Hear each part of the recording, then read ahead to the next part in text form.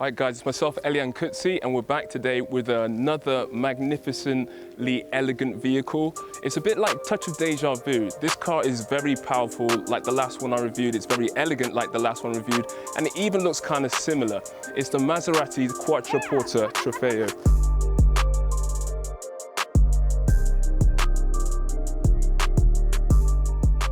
Now, you might recall that I recently did the Maserati Ghibli, the Ghibli Trofeo, which is it's like the more compact version of this, of the family. But this is the same engine inside. It's equally powerful, but it's a heavier car. It's 2 tons. It's also a bigger length car, so it's handled slightly differently. But if I'm being really honest, it was this car is the one that I wanted to review the first, because the Quattroporte is the original Maserati 4-door vehicle. It carries the name Quattroporte itself. Quite literally means 4 doors. And also it was the first sports saloon that they put a V8 engine into back in 1963. So this is the latest iteration of the most powerful version of the most iconic Maserati saloon. A bit like the Ghibli Trofeo that reviewed quite recently, the Quatroporte Trofeo is very understated. Some people like that, some people don't. I absolutely love it. I love the fact that you can just go to a meeting and look very normal and ordinary on the road, but then suddenly turn it on and then disappear and leave people in your dust. I like the fact that a lot of people won't even know it's a performance car.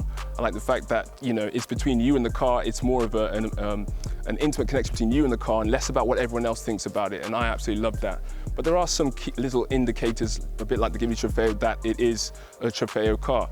On the bi-pillar, it has the tricolor Italian flag detailing again, which indicates the Italian heritage and the historical relevance of the car to the Maserati family. On the Pieta, the trident, it has the little red detailing on there, again alluding to the force and the power that lies beneath. One slight difference though on the front, actually, from the Ghibli, they had some air intake vents on the bonnet.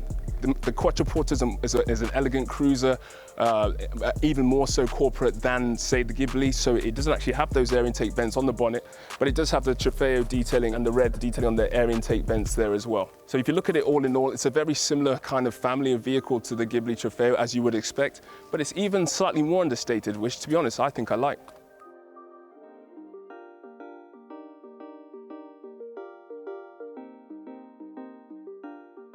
Right, so we're talking a bit about the differences between the Maserati Quattroporte Trofeo and the Maserati Ghibli Trofeo. Now, one of the main differences for the Quattroporte is that it's a longer car. It's over 5 meters in length, a wheelbase of around about 3 odd meters, but it's a big car. There's lots of legroom. I'm a tall guy, 6'2", but I have ample legroom here, and even though the seat in front is quite a way back. So it's obviously a car that's meant to be more of a more executive car. Think of it in the same way in the family, the relationship between a 7 Series BM and a 5 Series BM. This is the longer, more executive one to be driven in. And it also has a few more executive features, like the sunshades in the back. So, you know, not only is it's actually, you know, it's been tinted windows in the back, but it also has the sunshade as well to keep you nice and cool. And also the one right in the rear as well, which you can put up and down at will. It has more detail in the center console as well. So obviously it's got your cup holders, and it's got your compartments, your power sockets, etc. there as well for you. So it's even got the ashtray holder in the side. I won't get that out right now, but we'll show you later. So, but I mean, at the end of the day, this is a car that, yes, under the bonnet is a 3.8 twin turbo V8. It's a powerful driving machine, but it's also a car you can be driven in the back as well, and treat more like an executive cruiser, which is great.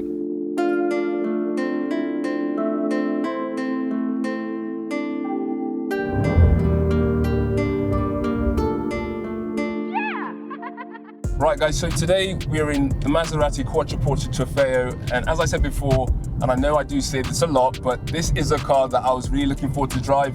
My dream car a few years back was the Quattroporte GTS, which was an absolutely phenomenal vehicle, very raw, almost, I would say, unbridled, whereas now the Quattroporte is a much more refined animal. But I would say this particular one, the Trofeo, excited me because of the raw power under the hood.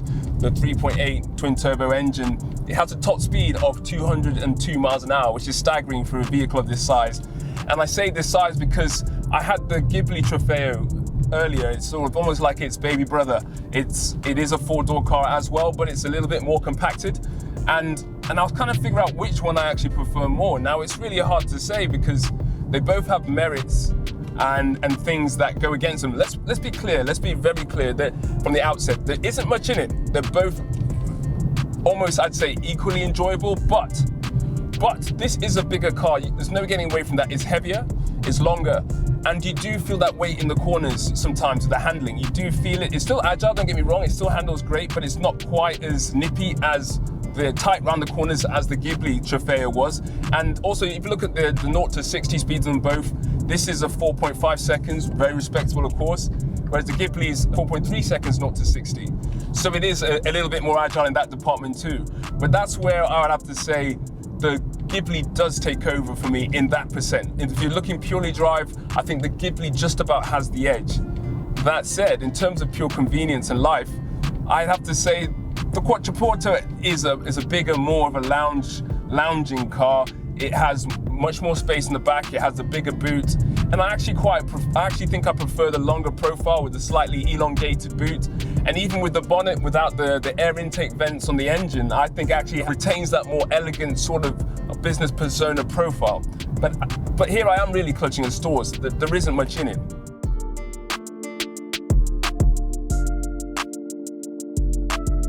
So, what do I like about the Quattroporte Trofeo? Well, there's a lot of things really. One of the things I didn't talk about on the Ghibli Trofeo, but is a Maserati thing, is that they have these controllers you can't see behind the steering wheel. So where my hands are, there's buttons on the other side, which I can use to control various features of the car. But the thing I like about it is it's unseen, but it's a very functionally useful button that a lot of cars could take a lot to learn from. So the Quattroporte is a big car, and I think sometimes people don't realize just how big it is. If you look at the width of it, it's actually a similar size to the Rolls-Royce Ghost. To give you an example, an idea of the true scale of it. So it's a very big car. So it's no surprise that it handles slightly different to the more nimble, slightly smaller, compacted bodied Ghibli Trofeo.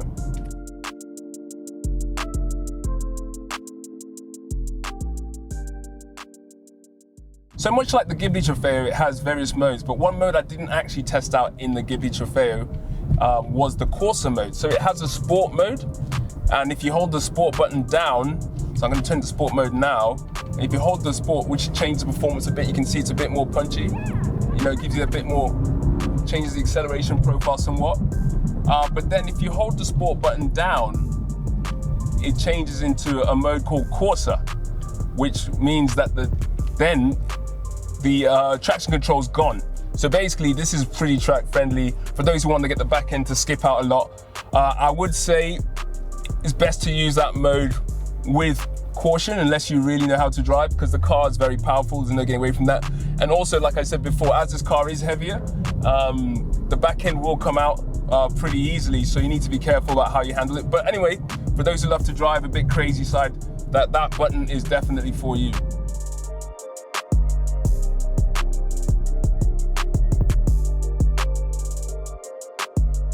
The response on it is just staggering. It's just so sharp and so quick. It's just so easy to go fast, it's so easy, but so controlled. You don't feel like you're out of control at any point. This is in sport mode at the moment, but in the normal mode even, you have the paddles so you can shift down at will. And as it's quite a high revving car, the turbo kicks in at around about 5,000 to 6,000 revs range, so you do need to give it a bit, but obviously you've got the paddles on the side that allow you to achieve that with relative ease. But all in all, you're looking at a refined, elegant cruiser, which is a crazy fun car to drive. It's an absolute win for me.